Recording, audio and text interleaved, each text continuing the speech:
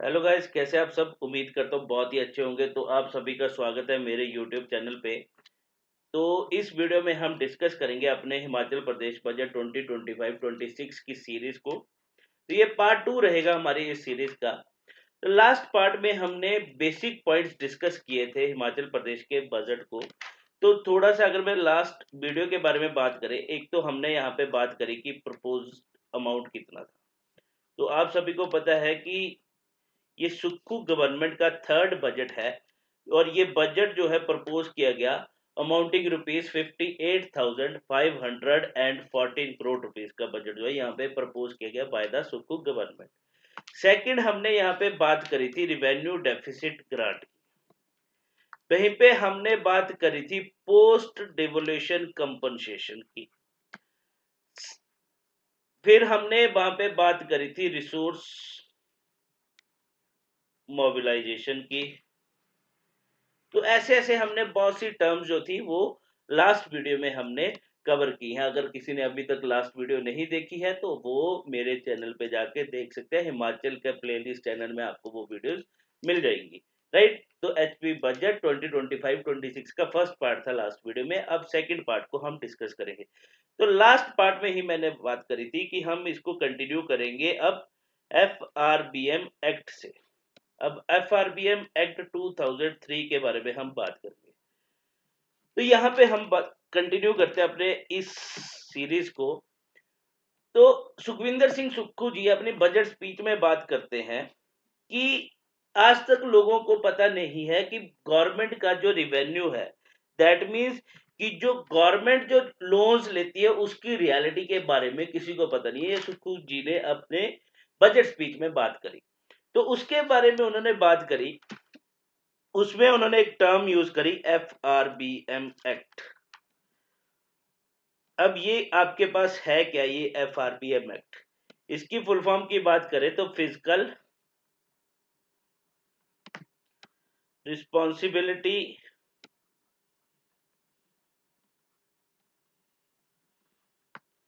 And budget management act है। इसको enact किया गया इन 2003 में, राइट। अब इसके बारे में बात करेंगे हम थॉरली, बट इससे पहले हम बात करते हैं, इस पे भी आएंगे।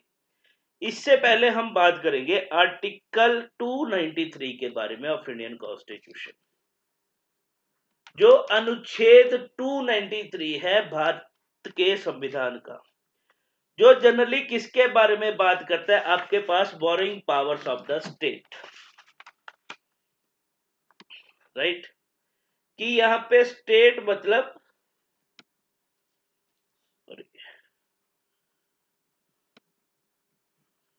Borrowing powers of state, article 293 में बात करेगी। ये आर्टिकल जनरली चैलेंज किया गया था बाय द केरला गवर्नमेंट में, ठीक है। तो इसके बारे में आप डीप स्टडी कर सकते हो कि यहाँ पे क्या। देखो, जब भी अगर मैं बात करूं इंटरप्रिटेशन ऑफ द कॉन्स्टिट्यूशन, जब भी कॉन्स्टिट्यूशन की इंटरप्रिटेशन करनी है तो उसका राइट किसके पास है? सुप्रीम कोर्ट, ठीक है। तो सुप्रीम कोर्ट क्या करता है? आर्टिकल्स की, अनुच्छेदों की इंटरप्रिटेशन करता है। मतलब उसको अगर कभी भी हमें लगता है कि इस आर्टिकल क्या, इस अनुच्छेद का मीनिंग हमें समझ नहीं आ रहा, जब भी गवर्नमेंट कंफ्यूज होती है, ठीक है, तो हमें किससे एडवाइस लेनी है? तो एक्चुअल में उसका मतलब कौन समझाएगा? वो समझाता है सुप्रीम कोर्ट। तो कभी भी अगर कोई भी डिस्प्यूट अराइज हो जाए, ठीक है, किसी भी आर्टिकल को लेकर, तो वहां पे हम क्या कर सकते हैं? चैलेंज कर सकते हैं उस आर्टिकल को in the honourable supreme court of India में, राइट। तो ये वहां पे सुप्रीम कोर्ट जो इंटरप्रिटेशन करेगा वो फाइनल इंटरप्रिटेशन उसको कंसीडर किया जाता है। तो article 293 borrowing powers of the state, मतलब बोरोइंग से आप समझ गए कि कैसे जो है वो लोन और डेट्स जो है वो ले सकते हैं। तो यहां पे देखो, जनरली बात करते हैं आर्टिकल 293, ये generally borrowing powers of the state जो है ना, ये हमारे पास बात करता है कंसोलिडेटेड फंड की। अब आपके पास एक कंसोलिडेटेड फंड ऑफ इंडिया होता है जो सेंट्रल गवर्नमेंट के पास है, सिमिलरली स्टेट्स के पास अपना कंसोलिडेटेड फंड ऑफ स्टेट होता है। तो जनरली ये बोरोइंग्स जो है वो कहां से होगी या किसके अगेंस्ट की जाएगी? कंसोलिडेटेड फंड से की जाएगी, चाहे वो कंसोलिडेटेड फंड ऑफ इंडिया है चाहे वो कंसोलिडेटेड फंड ऑफ स्टेट है। तो ये याद रखना किसके साथ डील करेगा, मतलब कौन से फंड से रिलेटेड है, कंसोलिडेटेड फंड से रिलेटेड है। तो यहां पे हम बात करते हैं आर्टिकल 293 में।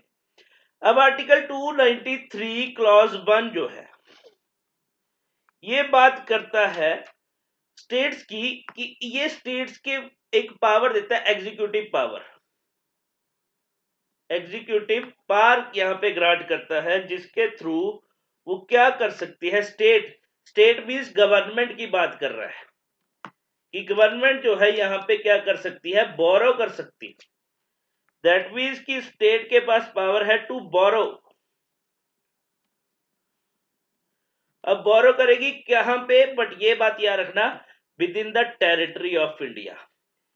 बोरो करेगी, लोन लेगी किसके अंडर, इंडियन टेरिटरी के अंडर ही लोन ले सकती है। इसमें अगर बात करें आर्टिकल 293 से हम बोल रहे हैं कि हमने यूएसए से लोन लेना है, नहीं भाई वो नहीं होगा।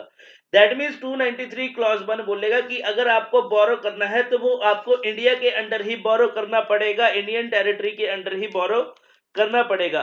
और ये जो बोरो जो होगा, ये जो लोन, दैट मीन्स जो लोन आप यहाँ पे बोरो कर रहे हो ये किसके अगेंस्ट बोरो होगा, वो आपके पास consolidated fund of the state, जो स्टेट का कंसोलिडेटेड फंड है उसके अगेंस्ट। दैट मीन्स जो भी पेमेंट आएगी वो इसमें आएगी, कंसोलिडेटेड फंड ऑफ स्टेट में आएगी, और जो भी यहाँ से इसके जो आपको रिटर्न करना है, दैट मीन्स जो लोन्स की जो भी आपको पेमेंट्स करनी है वो सारी कहां से होगी, कंसोलिडेटेड फंड ऑफ स्टेट से होगी, राइट। अब यहां पे बात करते हैं 293 क्लॉज 1 में ही बात कर दी गई, ये जो बोरोइंग जो होगी इस बोरोइंग्स को आपके पास क्या होगा, इसमें लिमिट जो है वो सेट कर दी जाएगी। इन बोरोइंग्स में भी क्या होगा, लिमिट्स होगी। अब ये लिमिट्स किसके साथ होगी, सेट, ये लिमिट जो है कौन डिसाइड करेगा, वो स्टेट लेजिस्लेचर डिसाइड करेगा। क्योंकि हम बात कर रहे हैं कि यहाँ पे एग्जीक्यूटिव पावर है स्टेट के पास कि वो क्या कर सकती है, बोरो कर सकती है। अब ये बोरो करेगी through out the territory of India में ही। अब ये वो किसके अगेंस्ट बोरो किया जाएगा, consolidated fund of the state. और इस बोरोइंग, दैट मींस ये जो अमाउंट जो बोरो किया जा रहा है इसमें कोई भी लिमिटेशन जो होगी, वो लिमिट जो है वो कौन डिसाइड करेगा, वो उस पर्टिकुलर स्टेट की लेजिस्लेचर ही डिसाइड करेगी। दैट मीन्स कि कितना अमाउंट जो है हम यहाँ से बोरो करेंगे, या फिर जो रिटर्न पेमेंट्स होंगी वो कैसे होगी, या फिर इसको कैसे यूटिलाइज किया जाएगा इस फंड को, वो सब कुछ कौन डिसाइड करेगा, स्टेट लेजिस्लेचर डिसाइड करेगी, राइट। तो ये तो बात कर दी हमने आर्टिकल 293 क्लॉज 1 की। अब बात करते हैं 293 क्लॉज 2 की। अब क्लॉज 2 में बात करी गई, अब यहाँ पे सेंट्रल गवर्नमेंट का रोल आ गया, केंद्रीय सरकार का रोल आ गया।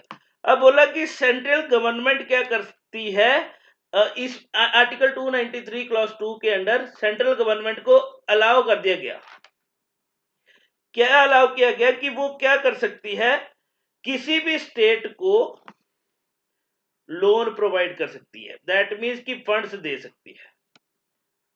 यहां पे कौन दे रहा है, आर्टिकल 293 क्लॉज 2 के अंडर स्टेट्स को लोन कौन प्रोवाइड करेगा, सेंट्रल गवर्नमेंट प्रोवाइड करेगी। अब ये जो सेंट्रल गवर्नमेंट जो प्रोवाइड करेगी, ठीक है, तो यहां पे ये जो लोन जो है सेंट्रल गवर्नमेंट जब प्रोवाइड कर रही है तो इसका जो अमाउंट जो आपके पास अमाउंट जो दिया जाएगा, दैट मीन जो ट्रांजैक्शन जो होगी वो कहां से होगी, चार्ज जो किया जाएगा वो कंसोलिडेटेड फंड ऑफ इंडिया से अमाउंट जो है वो क्रेडिट किया जाएगा।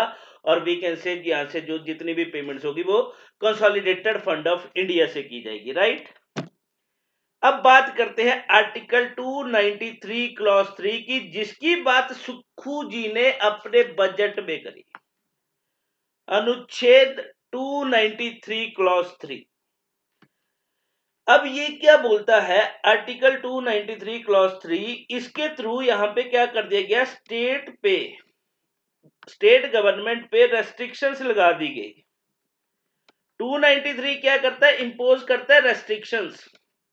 अब इंपोज करेगा क्या, रेस्ट्रिक्शंस, किस पे, स्टेट पे, कि वो क्या करेगा, अब स्टेट जो है वो फर्दर बोरोइंग नहीं कर सकता, फर्दर बोरोइंग नहीं कर सकता विदाउट सेंट्रल गवर्नमेंट परमिशन। ये बात याद रखना, और हो सकता है कि ये क्वेश्चन जो है इस बार प्रीलिम्स में पूछा जाए, आपके एग्जाम में पूछा जाए कि आर्टिकल 293 क्लॉज 3 किसकी बात करता है। आर्टिकल 293 क्लॉज 3 ने रेस्ट्रिक्शन लगा दी किस पे, स्टेट गवर्नमेंट पे। बोला कि अगर आपने सेंट्रल गवर्नमेंट से पहले कोई लोन लिया हुआ है तो अब आगे आप फर्दर कोई भी बोरोइंग नहीं कर सकते, आप कोई और लोन नहीं ले सकते सेंट्रल गवर्नमेंट की परमिशन के बिना। अब वो क्यों नहीं ले सकते, क्योंकि देखो सेंट्रल गवर्नमेंट ने आपको पहले लोन दिया है, अब आप सेंट्रल गवर्नमेंट को उसकी जो पेमेंट्स है, जो ड्यूज है, वो पे कर रहे हो टाइमली या नहीं कर रहे हो, वो कौन देखेगा, सेंट्रल गवर्नमेंट के पास, क्योंकि अथॉरिटी दे दी ना।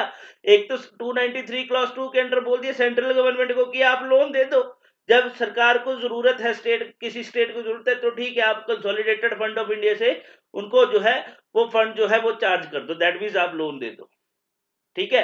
तो वहीं पे 293 क्लॉज 3 में बोल दिया अगर कोई स्टेट जो है यहाँ पे क्या कर रही है, अगर कोई फर्दर बोरोइंग करेगी तो वो फर्दर बोरोइंग नहीं कर सकती जब तक जो है सेंट्रल गवर्नमेंट से उनको परमिशन नहीं मिलेगी। क्यों, अब यहाँ पे सेंट्रल गवर्नमेंट का परमिशन देगा, ये बात याद रखना, अगर उस स्टेट ने पहले से क्या किया है, बोरोइंग, मतलब उसका जो है स्टेट का क्या है, आउटस्टैंडिंग लोन है, आउटस्टैंडिंग लोन की उसको पहले से सेंट्रल गवर्नमेंट को क्या करना है, लोन पे करना है, ठीक है।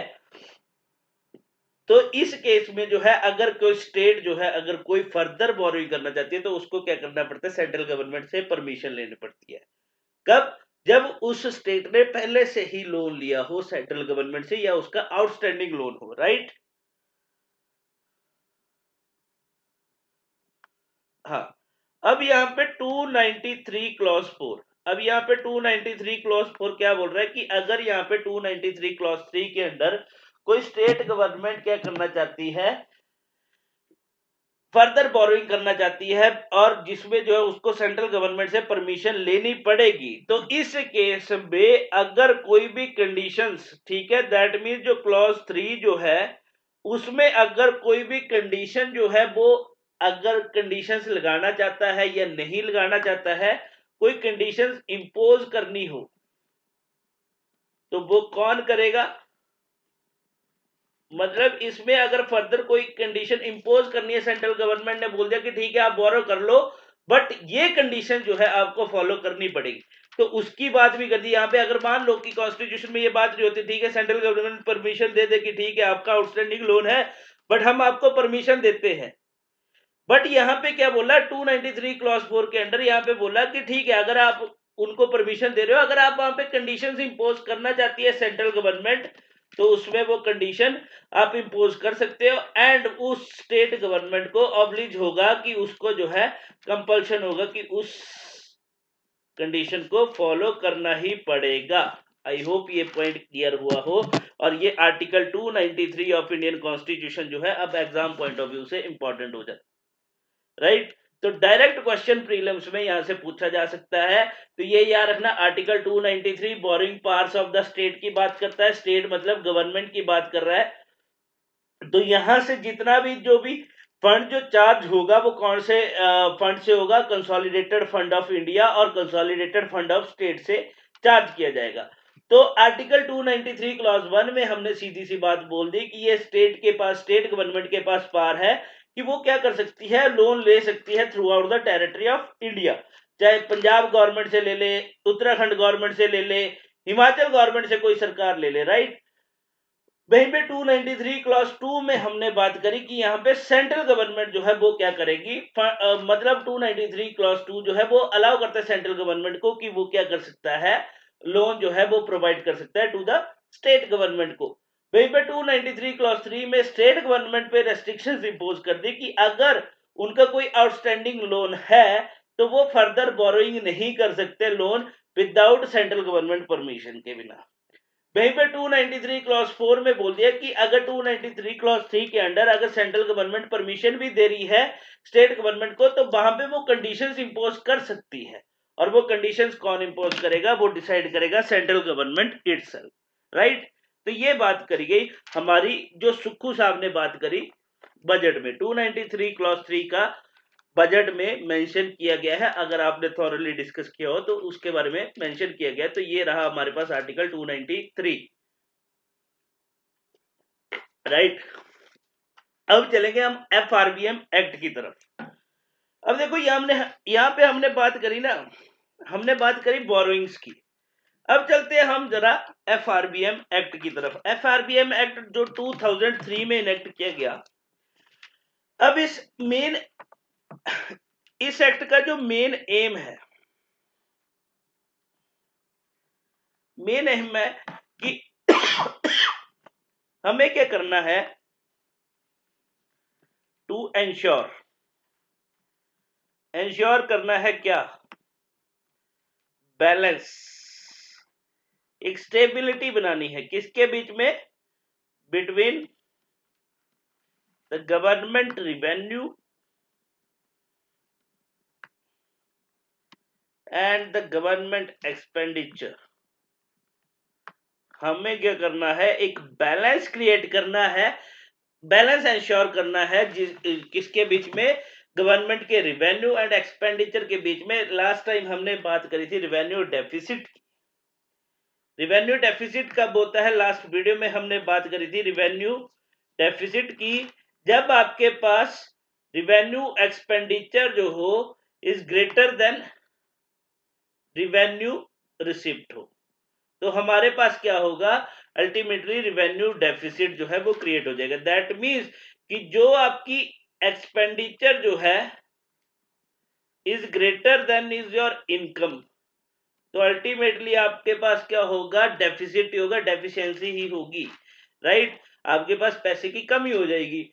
तो वो क्या आपके पास रिवेन्यू डेफिसिट, यहाँ पे गवर्नमेंट जो रिवेन्यू कलेक्ट कर रही है उसके थ्रू जो एक्सपेंडिचर हो रहा है, अगर उसका अमाउंट ज्यादा है एज कंपेयर टू जो रिवेन्यू जो उनको जनरेट हो रहा है, रिवेन्यू चाहे जहां से भी जैसे भी, जिसके बारे में मैंने थॉरली मतलब उस वीडियो में भी, लास्ट वीडियो में बात करी है कि रिवेन्यू रिसिप्ट क्या है, ठीक है, और कहां से जनरेट होता है, नॉन टैक्स रिवेन्यू क्या है, टैक्स रिवेन्यू क्या है, राइट। तो वो आप लास्ट वीडियो में देख सकते हो। अगर आपकी इनकम जो है वो कम है, एक्सपेंडिचर ज्यादा है, तो अल्टीमेटली वहां पे रिवेन्यू डेफिसिट जो है वो क्रिएट होगा। तो अब यहाँ पे देखो हमने बात कर दी कि एफआरबीएम एक्ट का मेन मोटिव है कि हमें एक गवर्नमेंट रिवेन्यू और गवर्नमेंट एक्सपेंडिचर के बीच में बैलेंस को इंश्योर करना है। अब इसको कैसे इंश्योर करेंगे, तो इसके पीछे कुछ ऑब्जेक्टिव्स है। तो एफआरबीएम एक्ट के जो ऑब्जेक्टिव्स है उनके बारे में बात करते हैं। तो पहला ऑब्जेक्टिव है आपके पास फिजिकल डिसिप्लिन क्रिएट करना, जो हमने बात करी थी, फिजिकल डिसिप्लिन क्रिएट करना। दैट मीन्स जो हमारे पास फिजिकल डेफिसिट, यहाँ पे मनी को कंट्रोल करना कि कितना रिवेन्यू जनरेट हो रहा है, तो अल्टीमेटली एक्सपेंडिचर कम होना चाहिए। अब आपने कैसे अपने खर्चे को मैनेज करना है वो बोल दिया यहाँ पे फिजिकल डिसिप्लिन। सेकंड यहाँ पे बात करी एक्सपेंडिचर, रिवेन्यू एंड डेब्ट की। तो यहाँ पे सीधी सी बात बोली, फिजिकल डेफिसिट के लिए आपके पास क्या होना चाहिए, एफिशिएंट वे में, दैट मींस एफिशिएंट मैनेजमेंट होनी चाहिए। एफिशिएंट मैनेजमेंट होनी चाहिए किसकी, एक तो आपको एक्सपेंडिचर, सबसे पहले हाँ कि कैसे आप एक्सपेंडिचर करोगे, कितना आपके पास रिवेन्यू जनरेट हो रहा है और कितना आपको डेट लेना है, राइट। दैट मीन्स आपको एफिशिएंट वे में मैनेजमेंट करनी है कि एक्सपेंडिचर, रिवेन्यू और डेट की। वहीं पे बोला यहाँ पे थर्ड ऑब्जेक्टिव की बात करी एफआरबीएम एक्ट के अंडर कि हमें क्या क्रिएट करना है, macro economic stability. Macro economic stability की बात करी गई, इसके बारे में भी हम बात करेंगे। देखो इकोनॉमिक्स की अगर मैं बात करूं, टू टाइप्स ऑफ इकोनॉमिक्स आपको मिलेंगी। एक आ गया micro economics and second one is your macro economics. तो इसके बारे में भी हम बात करेंगे। मैं जनरली इस वीडियो में डिस्कस करूंगा मैक्रो इकोनॉमिक्स के बारे में। अगर आपको डिटेल में करना है तो आप मेरे को कमेंट में जरूर बताइए, तो एक जो है वो मैं प्लेलिस्ट क्रिएट कर दूंगा, दैट मींस एक सीरीज जो है वो मैं इकोनॉमी की स्टार्ट कर दूंगा, जिसमें हम इकोनॉमी के मेन टॉपिक्स जो है, जो मेन टर्म्स है, उनको वन बाय वन जो है डिस्कस करेंगे अपनी वीडियोस में, राइट। तो मेरे को कमेंट करके जरूर बताइएगा। अब मैसेज भी कर सकते हो, मेरा जो नंबर जो है व्हाट्सएप कर सकते हो, आपको अवेलेबल होगा स्क्रीन पे। अब एफआरबीएम एक्ट का जो नेक्स्ट ऑब्जेक्टिव है, जो बात करी गई यहाँ पे, बात करी गई कि हमें जो नेक्स्ट ऑब्जेक्टिव क्या अचीव करना है, वो हमें अचीव करना है बेटर कोऑर्डिनेशन। हमें बेटर कोऑर्डिनेशन अचीव करना है, कोऑर्डिनेट करना है, बेटर कोऑर्डिनेशन होनी चाहिए। अब ये जो है बेटर कोऑर्डिनेशन होनी चाहिए किसके बीच में, अब ये बात भी हम डिस्कस करेंगे between physical and monetary policy. चलो इस वीडियो में मैं फिजिकल एंड मॉनेटरी पॉलिसी के बारे में भी थोड़ा सा ओवरव्यू आपको दूं, राइट। एंड लास्ट ऑब्जेक्टिव अगर मैं बात करूं तो लास्ट ऑब्जेक्टिव हमारे पास रहेगा,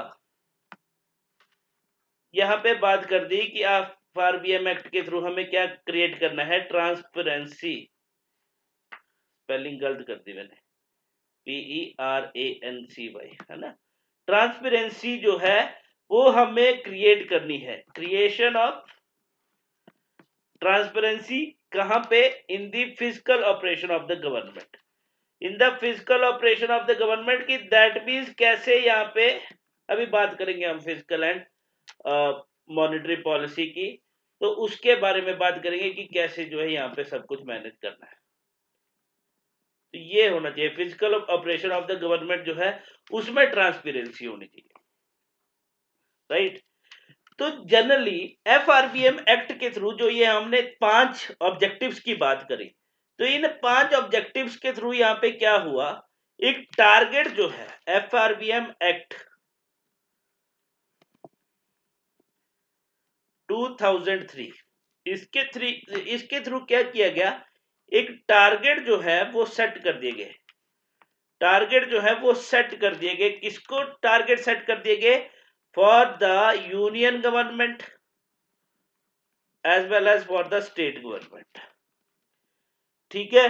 कि दैट मींस इन टारगेट्स को आपने क्या करना है, अचीव करना है और कंट्रोल करना है।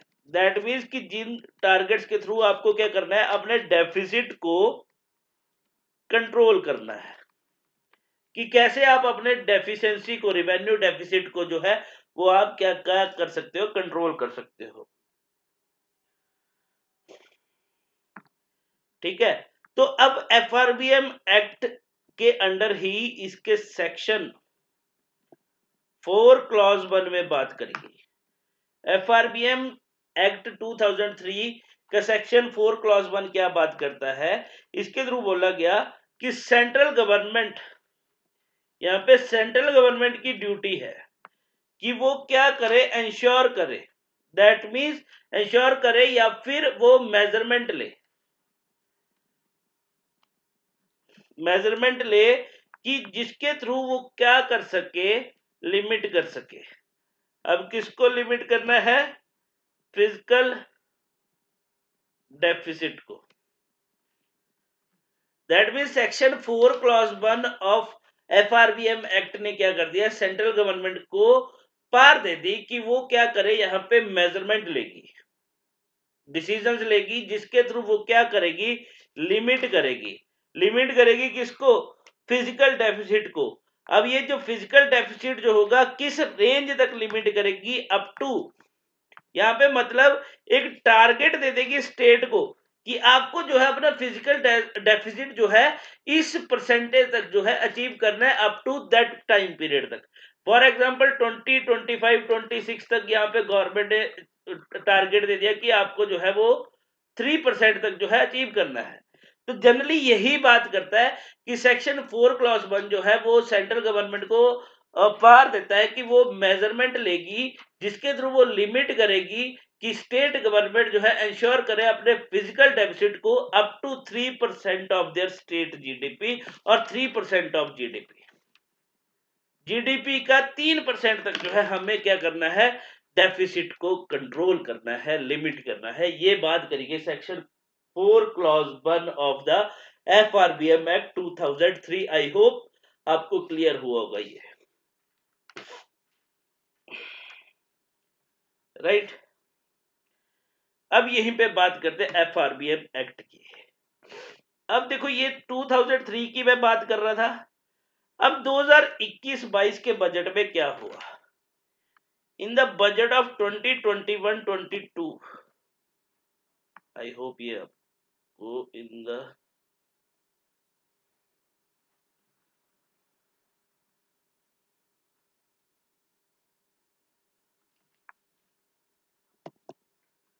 2021-22 के बजट में अब यूनियन गवर्नमेंट ने क्या किया, सेंट्रल गवर्नमेंट ने FRBM को अमेंड कर दिया।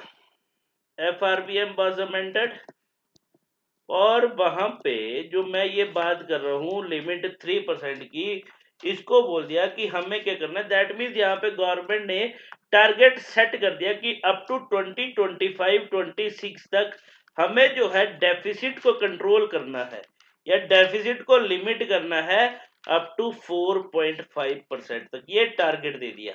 और ये जो 4.5% लिमिट जो यहाँ पे अगर मैं बात करूं, लिमिट जो रिकमेंड की गई थी, recommended by the 15th finance commission ने ये लिमिट जो है, तो ये भी डायरेक्ट क्वेश्चन पूछा जा सकता है कि 15th फाइनेंस कमीशन ने कितनी लिमिट जो है वो सेट की है टू डेफिसिट को कंट्रोल करने के लिए, ठीक है, to limit the physical deficit up to 2025-26 तक, तो वो रहेगी आपके पास 4.5%। आई होप ये पॉइंट भी क्लियर हुआ होगा आपको,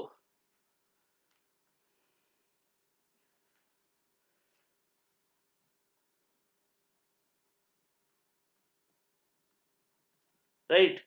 चलो अब चलते हैं आगे नेक्स्ट वीडियो की तरफ।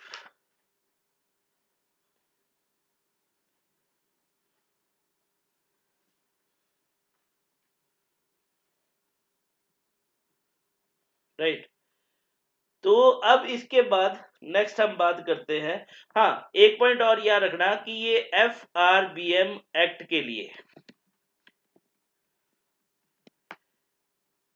एक रिव्यू कमेटी, जो 2003 एक्ट है, इसके लिए एक रिव्यू कमेटी जो है वो फॉर्म की गई थी। रिव्यू कमेटी जो है वो फॉर्म की गई थी जिसके हेड थे आपके पास NK सिंह। तो इसके बारे में भी आप रीड आउट कर सकते हो। और ये कमेटी जो है 2016 में फॉर्मुलेट हुई थी, कॉन्स्टिट्यूट की गई थी, राइट। ठीक है, अगर मैं इसमें बात करूं तो NK सिंह कमेटी ने जो रिकमेंडेशन दी कि यहाँ पे गवर्नमेंट जो है एक टारगेट फिक्स कर दे कि डेफिसिट जो है आपको क्या करना है 3% तक, मतलब यहाँ पे डेफिसिट टारगेट जो है यहाँ पे दे दिया गया कि अचीव करना है 3% ऑफ द GDP किस ईयर तक, अप टू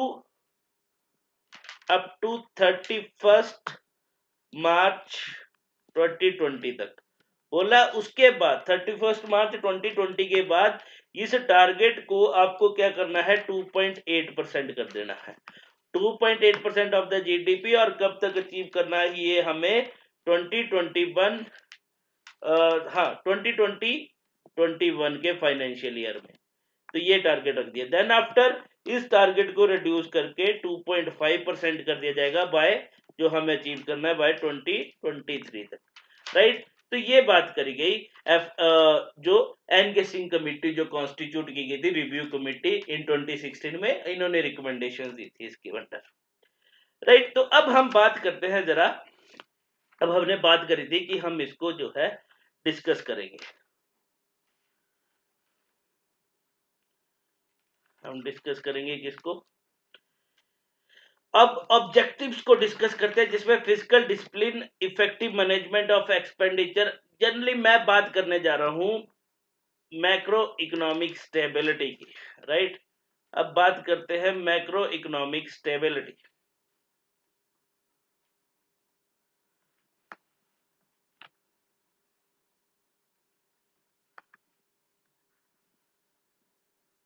सबसे पहले बात करते हैं मैक्रो इकोनॉमिक।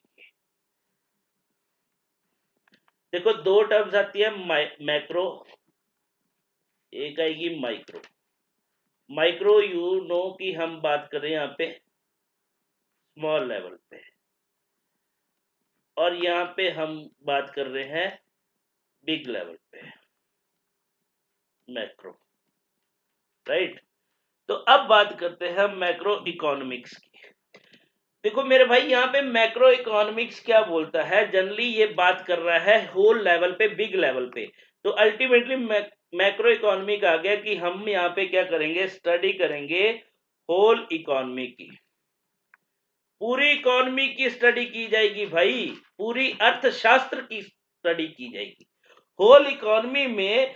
विच मीन्स यहाँ पे क्या क्या इंक्लूड होगा, जो आपके पास यहाँ पे कोई पर्सन है जो स्टडी कर रहा है इन्फ्लेशन को, कैसे महंगाई बढ़ रही है, इन्फ्लेशन क्या है, किसकी वजह से इन्फ्लेशन है, राइट। जब हम उसको स्टडी करेंगे इन्फ्लेशन के साथ साथ हम प्राइजेस के बारे में, कि आज जो प्रोडक्ट हमें 5 रुपए में मिल रहा है, कल की डेट में वो 7 रुपए का मिल रहा है। अगर ऐसा है तो उसके पीछे क्या रीजन है।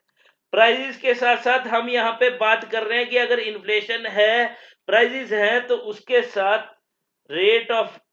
रेशो, तो हमें रेशो ऑफ ग्रोथ भी तो मेजर करनी पड़ेगी ना, उसको भी तो स्टडी करना पड़ेगा कि कैसे ग्रोथ कर रही है, ग्रो हो भी रहा है कि नहीं हो रहा है। ऐसा तो नहीं है कि इन्फ्लेशन बढ़ती जा रही है, प्राइसेस बढ़ते जा रहे हैं, और जो कंट्री ग्रो करनी, इकोनॉमी ग्रो करनी चाहिए, वो ग्रो ही नहीं करती, राइट। तो वो जब हम ये सारी चीजें, इवन नेशनल इनकम,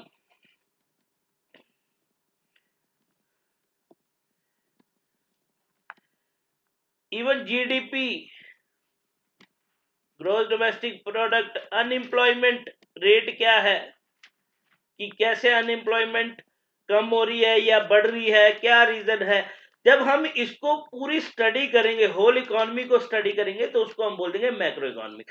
माइक्रो में मान लो कि हम सिर्फ क्या कर रहे हैं, इन्फ्लेशन के बारे में पढ़ रहे हैं, या फिर हम जीडीपी के बारे में ही स्टडी कर रहे हैं, तो दैट मीन्स वो स्मॉल लेवल पे हम क्या कर रहे हैं, स्टडी कर रहे हैं, तो वो आगे माइक्रो में। मैक्रो में हम दैट, इन सिंपल वर्ड्स में अगर मैं बात करूं, जनरल वे में अगर मैं बात करूं, तो मैक्रो में हमारे पास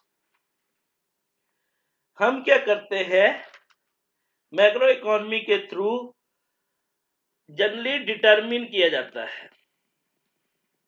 यहाँ पे क्या डिटरमिन किया जाएगा या क्या मेजर किया जाएगा,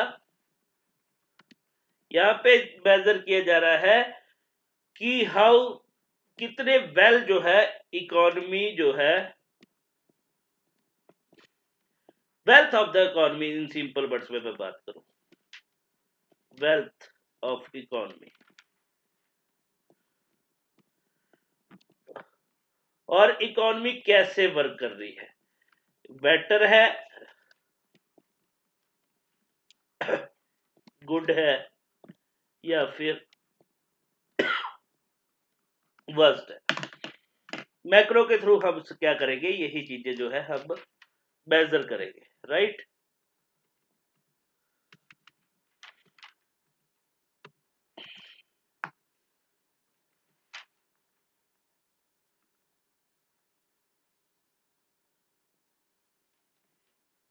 क्लियर हुआ इतना। अब बात करते हैं पॉलिसी के बारे में,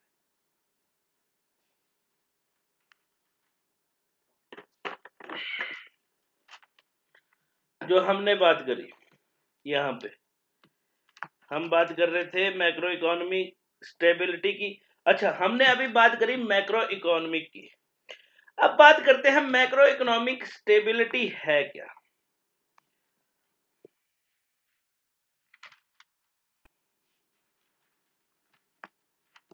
अब आ गया मैक्रो इकोनॉमिक स्टेबिलिटी।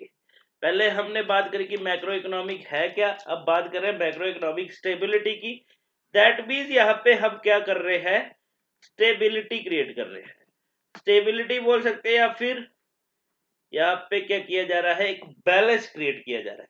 अब बैलेंस किस में क्रिएट करेंगे ये आपको पता ही है। हम बात किसकी कर रहे हैं मेरे भाई, इकोनॉमी की बात की जा रही है। तो इकोनॉमी में अब क्या होगा, बैलेंस क्रिएट करना है। मैक्रो इकोनॉमिक स्टेबिलिटी मींस कि जब हम क्या करेंगे, एक स्टेबिलिटी और बैलेंस जो है क्रिएट किया जाएगा इकोनॉमी में। अब इकोनॉमी में देखो, हमने मैक्रो इकोनॉमिक में बात करी कि हम सारी जब पूरी इकोनॉमी को स्टडी करते हैं, दैट मीन्स कि यहाँ पे अब इकोनॉमी में हमें बैलेंस क्रिएट करना है। फॉर एग्जांपल, अगर हमारे पास डिमांड बढ़ रही है, अगर हमारे पास डिमांड है, उसके इक्विवेलेंट हमारे पास क्या होनी चाहिए, प्रोडक्शन भी होनी चाहिए।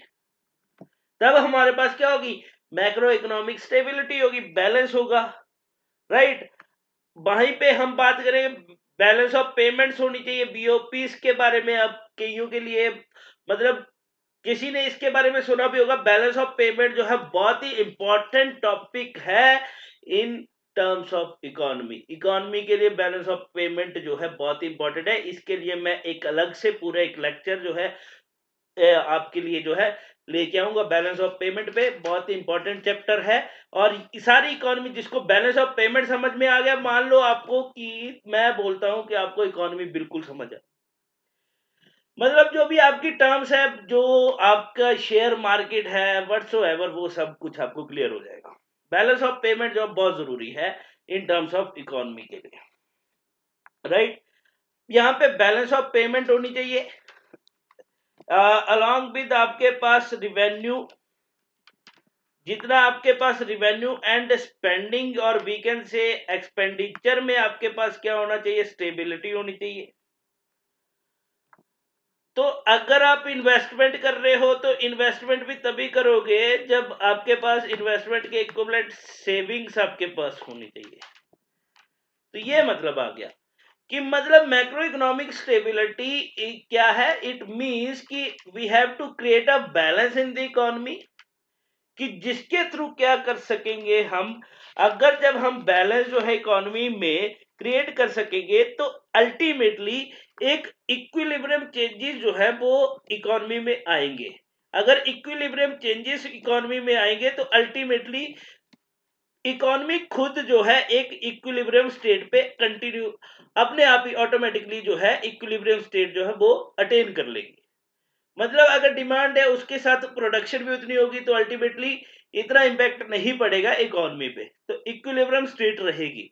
बैलेंस ऑफ पेमेंट्स अगर मतलब इन बेटर वे में होंगे, या सब कुछ इक्विटी जो है या फिर डिविडेंड जो है वो स्टेबल होंगे, तो अल्टीमेटली ज्यादा इंपैक्ट नहीं पड़ेगा इकोनॉमी पे। तो जितना आपके पास रिवेन्यू है उसके अकॉर्डिंग एक्सपेंडिचर होगा, तब भी क्या रहेगा, इकोनॉमी में स्टेबिलिटी रहेगी। अगर आपके पास सेविंग्स है तभी आप इन्वेस्टमेंट करोगे, अगर वो भी इक्विलिब्रियम में रहेंगे तब आपके पास इकोनॉमिक स्टेबिलिटी रहेगी। तो ये बात करी गई यहाँ पे। इसके बाद जो नेक्स्ट टर्म है, इसके बाद जो नेक्स्ट ऑब्जेक्टिव की बात करी गई थी, यहाँ पे बात करी गई थी, देखो मैक्रो इकोनॉमिक की अगर मैं बात करूं, मैक्रो इकोनॉमिक के आपके पास दो टूल्स होते हैं। एक आपके पास आ गया फिजिकल पॉलिसी टूल। अगर मैं बात करूं फिजिकल और मॉनेटरी पॉलिसी की मैंने बात करी थी, तो generally these are two tools. But वैसे अगर मैं बात करूं क्वालिटेटिव एंड क्वांटिटेटिव टूल्स बोलते हैं, बट मैं जनरली बात लेके चल रहा हूं मैक्रो इकोनॉमिक्स के इस टाइम पे टू टूल्स की और दो ऑब्जेक्टिव्स की, फिजिकल और मॉनेटरी पॉलिसी की। तो यहाँ पे फिजिकल पॉलिसी और मॉनेटरी पॉलिसी को अगर मैं बात करूं, यहाँ पे जनरली फिजिकल पॉलिसी और मॉनेटरी पॉलिसी को समझो, यहाँ पे बात कर रहे हैं मनी के बारे में, राइट। तो इसको ऐसे याद रख लेना, मॉनेटरी मतलब मनी। तो यहाँ पे ये क्या होगा, इसके थ्रू हम क्या करेंगे, कंट्रोल करेंगे। अब कंट्रोल किया जाएगा किसको, मनी को। मनी को क्या, मनी सप्लाई को। तो मॉनेटरी में सिंपल सा अगर नहीं याद रहता है, मॉनेटरी से याद रखना, मनी जब भी बात आ जाए टू कंट्रोल और इन्फ्लुएंस द मनी सप्लाई, उस टाइम पे हम कौन सी पॉलिसी यूज करते हैं? मॉनेटरी पॉलिसी यूज की जाती है। अब मनी सप्लाई को कंट्रोल करना है तो उसके साथ हमें क्या करना पड़ेगा? इंटरेस्ट रेट्स को भी कंट्रोल करना पड़ेगा। जो आपके पास इंटरेस्ट रेट्स है उनको भी कंट्रोल करना पड़ेगा। तो वो क्या आ गया आपके पास? मॉनेटरी पॉलिसी का मैटर। तो अब यहां पे याद रखना, चलो इसके बाद आते हैं थोड़ी देर में।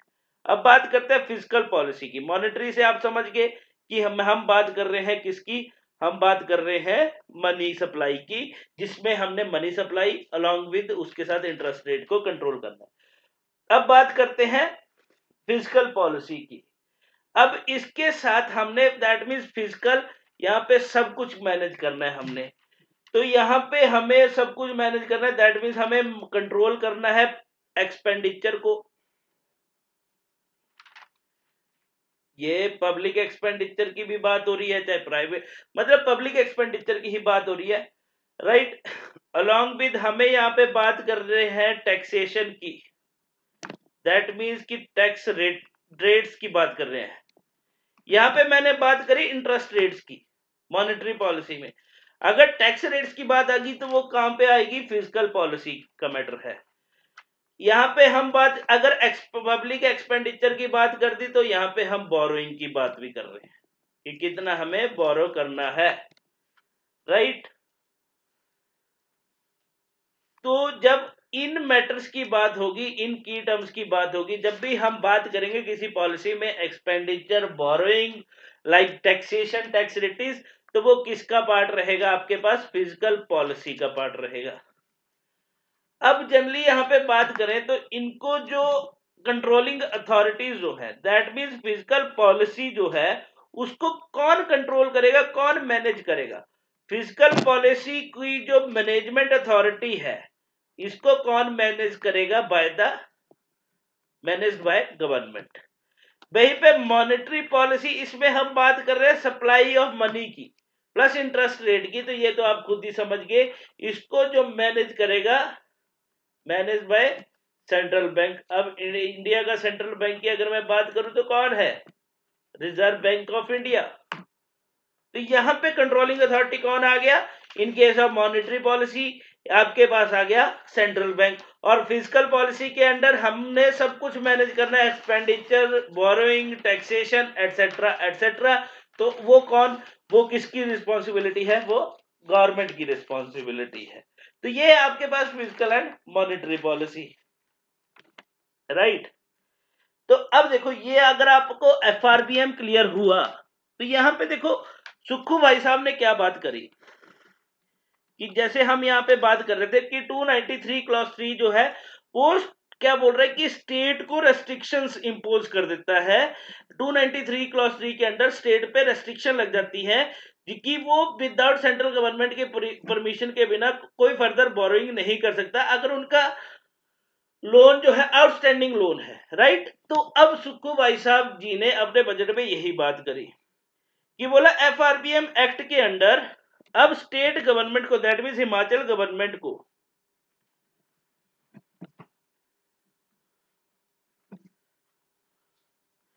अब यहां पे सुक्खू भाई साहब बोलते हैं कि एफआरबीएम एक्ट के अंडर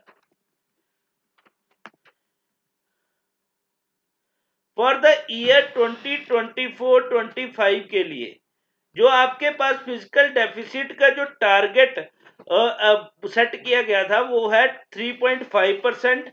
वहीं पे फॉर द ईयर्स ऑफ 2025-26 के लिए जो सेंट्रल गवर्नमेंट ने टारगेट यहाँ पे सेट किया है वो है आपके पास 3% की। इतना हमें टारगेट जो है वो वी हैव टू अचीव।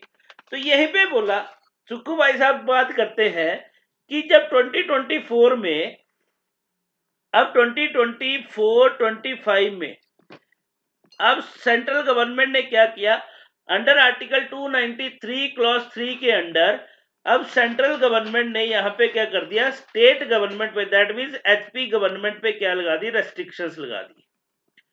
कौन से आर्टिकल के अंडर? जो हमने स्टार्टिंग में डिस्कस किया था 293 क्लॉज 3, जिसके अंदर क्या बोल दिया कि आपको अब क्या करना है, गवर्नमेंट ऑफ इंडिया ने उनको रेस्ट्रिक्शंस लगा दी कि आप क्या करोगे, अपनी बोरिंग्स को लिमिट करोगे।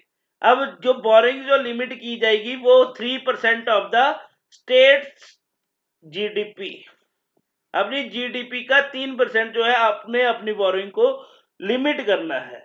और जिसको दैट मीन्स इन्होंने सीधी सी बात बोली कि ये 3% ऑफ जीडीपी, इसको कैप कर दिया कितना, ₹6,551 करोड़ रुपीस पे कैप कर दिया कि मतलब इससे ज्यादा आप बोरिंग नहीं कर सकते।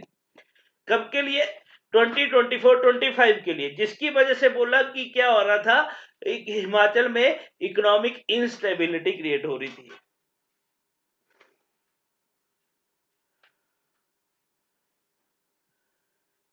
और साथ ही में सुक्खू भाई साहब क्या बात करते हैं कि जो हमारे पास इंडिया ने क्या किया, दैट मीन्स कि देखो एक और बात यहाँ पे याद रखना, 293 मतलब इसमें क्या होता है कि जब भी आउटस्टैंडिंग पेमेंट्स होती है, तो यहाँ पे मैंने बात करी थी कि क्लॉज 4 में जो है वो क्या करता है, 293 क्लॉज 4 में सेंट्रल गवर्नमेंट को एक पावर दे दी कि आप क्या कर सकते हो, लिमिट जो है या फिर कंडीशन जो है इंपोज कर सकते हो अंडर 293 क्लॉज 3 के अंडर, अगर आप क्या कर रहे हो, परमिशन ग्रांट कर रहे हो। तो यहाँ पे अब सेंट्रल गवर्नमेंट क्या करते हैं, सीधी सी बात है, यहाँ पे देखो स्टेट गवर्नमेंट कहीं ना कहीं क्या हो जाती है, वो एक तरह से ना कि मजबूर हो जाती है कि उनको वो कंडीशंस माननी पड़ेगी। अल्टीमेटली उनको आउटस्टैंडिंग लोन पे करना है। अब कॉन्स्टिट्यूशन ने बोल दिया कि ठीक है आप पे लिमिट्स लग जाएगी, जो सेंट्रल गवर्नमेंट बोल देगी तो वो आपको फॉलो करना पड़ेगा। तो यहाँ पे कहीं ना कहीं सुक्खू गवर्नमेंट को इकोनॉमिक इंस्टेबिलिटी क्रिएट, मतलब इकोनॉमिक चैलेंजेस जो है वो फेस करने पड़े थे। तो यहाँ पे सुक्खू गवर्नमेंट को क्या किया गया, यहाँ पे गवर्नमेंट क्या करती है, 293 क्लॉज 4 के अंडर जो कंडीशन जो यहाँ पे इंपोज की जाती है कि बोलते हैं कि जो आपका आउटस्टैंडिंग अमाउंट है ना, ठीक है, वो रहने दो, कोई दिक्कत नहीं है, जो आउटस्टैंडिंग अमाउंट आपका रह रहा है कोई दिक्कत नहीं है, हमें उससे कोई दिक्कत नहीं, उसको आप पे करते रहना आराम से। बट क्या होगा, नेक्स्ट ईयर जो आपको हमने पेमेंट करनी थी उस पेमेंट को अब हम क्या कर देंगे, रिड्यूस कर देंगे। मान लो जहां पे सिंपल वर्ड्स में लेके चलते हैं कि 10,000 रुपए पेमेंट करनी थी, अब गवर्नमेंट बोल रही है कि हम आपको इस बार 10,000 नहीं करेंगे, इस बार हम आपको सिर्फ 4,000 करेंगे। ठीक है, 10,000 करोड़ करनी थी, अब 4,000 करोड़ करेंगे। अब इससे ही आप एक्सपेंसेस मैनेज करो। बोला कि बाकी का 6,000 करोड़ जो है वो हम आपका कहां पे एडजस्ट करेंगे, जो आपका आउटस्टैंडिंग लोन अमाउंट है उसमें हम क्या कर लेंगे, उसको एडजस्ट कर लेंगे।